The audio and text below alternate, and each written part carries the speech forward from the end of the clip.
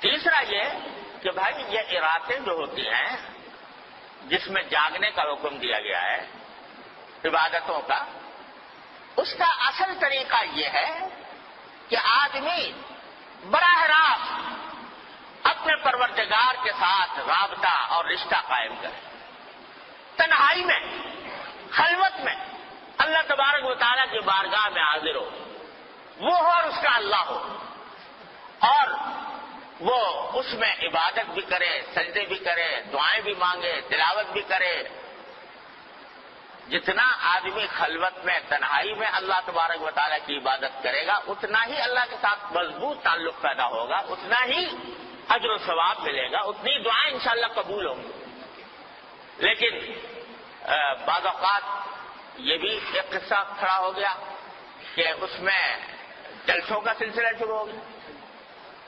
جلسے ہو رہے، راتیں جو ہیں وہ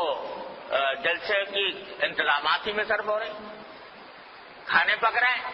دیگیں چڑھ رہی ہیں، دعوتیں ہو رہی ہیں۔ تو نتیجہ یہ کہ وہ اوقات جن کا لمحہ لمحہ قیمتی تھا وہ جلسوں کے انتظامات میں صرف ہو رہا ہے، دیگیں چڑھ رہی ہیں، کھانا پک رہا ہے اور لوگ دعوتیں کر رہے ہیں۔ ارے بھائی، یہ اللہ نے رات عطا فرمائی ہے، یہ اس کا جتنا بھی حصہ موقع مل جائے، اچھا تو ہے کہ پوری رات پوری نہ ہو سکے، جتنا موقع مل جائے گوشہ تنہائی میں اپنے اللہ سے رابطہ قائم کرو، جیسا کہ نبی کریم سرور دو عالم صلی اللہ علیہ وسلم فرماتے ہیں۔ تو اس میں نمازیں، نفل نمازیں پڑھے، لمبی لمبی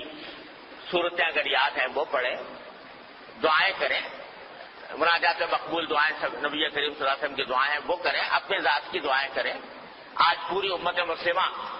ایک عظیم آزمائش میں مبتلا ہے، اور ہمارا ملک خاص طور پر گھرا ہوا ہے، تمام چاروں طرف سے خطرات اور فتنوں میں گھرا ہوا ہے۔ اس کے لیے دعا کریں اور اللہ تبارک و تعالیٰ سے مانگیں۔ اس کام میں اس رات کو صرف کرنا چاہیے۔ اللہ تعالیٰ اپنے فضل و کرم سے ہم سب کو اس کی توفیق عطا فرمائے۔